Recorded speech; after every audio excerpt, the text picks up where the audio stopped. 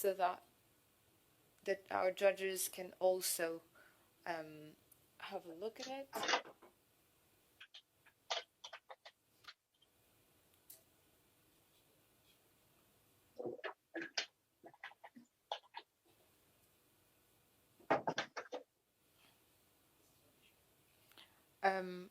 I believe that we have a problem with the screen that you're actually sharing. We are not seeing the slide that you're referring to. Oh, I saw it for a second.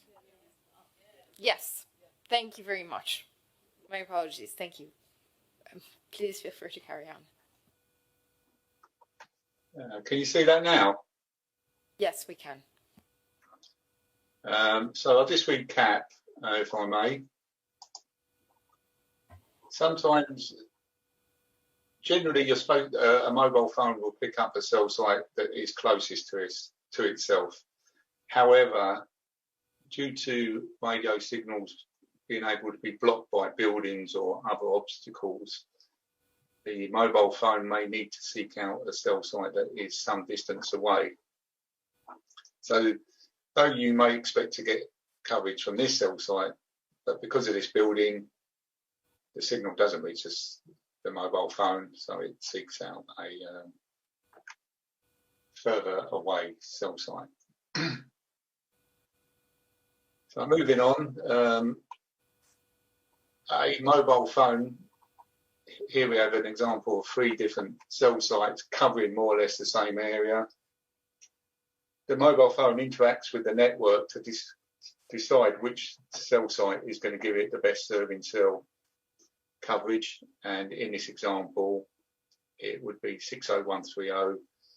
This screenshot here is an example of some specialist equipment we use to identify a serving cell, and what makes it the best serving cell is that you get very good signal strength here, and this is very low, and that decides that this particular cell site is the strongest. However, at the same time, it will be measuring these other cell sites to see if that mobile moves, whether those then become the best serving cell site.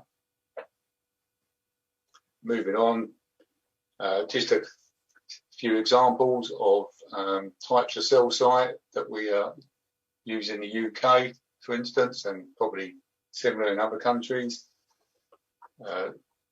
Generally in big cities and urban areas, they are rooftop mounted, and in this example here, there's many cell site aerials. This would suggest that this location is used by all the major networks in the UK. We have 4 at the moment. And again, just another example of rooftop mounted cell sites. The one on the right hand side is a singular monopole, usually about the size of a street lamp, and they are used to create infill in urban areas where they need more capacity or there's a small hole in coverage. Again, just some other examples of cell sites cleverly disguised as trees. This is a typical example of a theoretical layout of how a cell site would be covered by a network. As this is a densely populated city centre area, moving out into the rural area, countryside. So where there's densely populated area, there's more people, so there's more cell sites. The more cell sites you have, the smaller the coverage area of each individual cell site.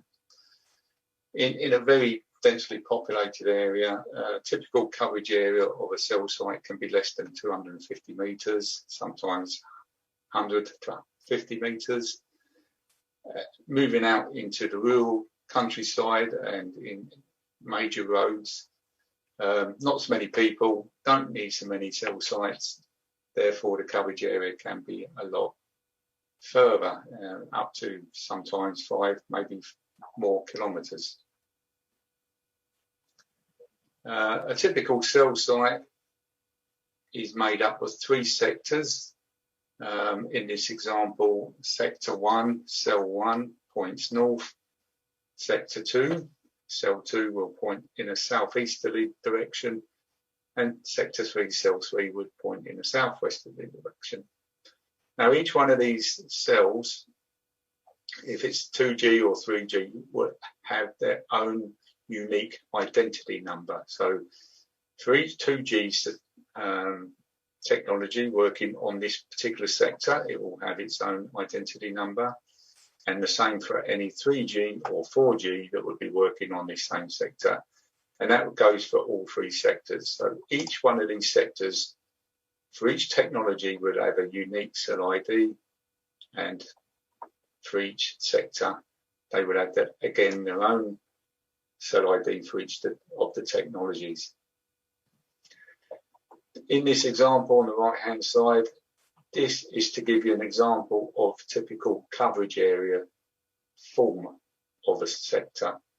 As you can see, they are not uniformed, they are individual, and they can be tailored depending on what the network wants that particular sector to cover, what area it needs to cover.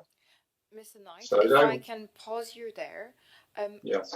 Could you tell us a little bit more about the precision of the analysis? How precise is the data able to give you information about the location of the phones? In other words, what is the margin of error, if any? Well, it's very hard to define the margin of error when we're talking about cell site. All I can say is that when a mobile device connects to a cell site sector, we know what sector it connected to because the call data records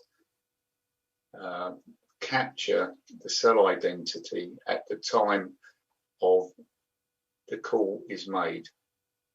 So we know that at that time, precise time, that mobile device connected to a particular sector of a cell site. If it's in an urban area, a very densely populated area, then this coverage area can be as little as 250 meters. And that's all I can ever say is that when that mobile connected to that cell site and that cell sector, it had to have been in the coverage area of that cell site. Thank you. Now, that's as best as we can do on that. Thank you. Could you summarize for the tribunal your main findings regarding the data that you've been provided? Yes. I do have a map of the findings in my report to make it more simpler to understand, if I may use that, one of those maps to give you an understanding of the events on the day of the murder. So if you bear with me a second. Thank you. I believe I've been told that you need to share the map that you want to show us again, if that's possible. Sure. Thank you. Yeah.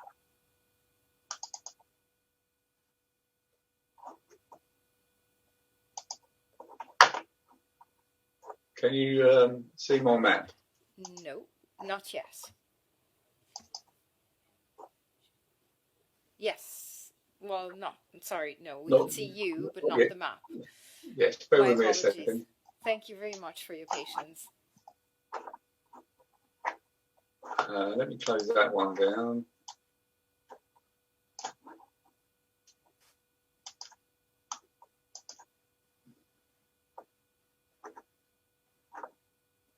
Yes, we're with you. Thank you.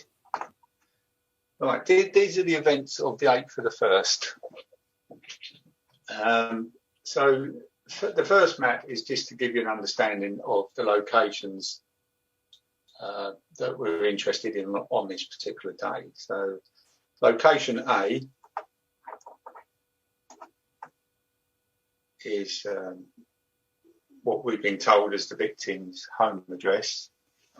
Location B is the victim's wife's home address. Location C is somewhere known as the suspect's home base.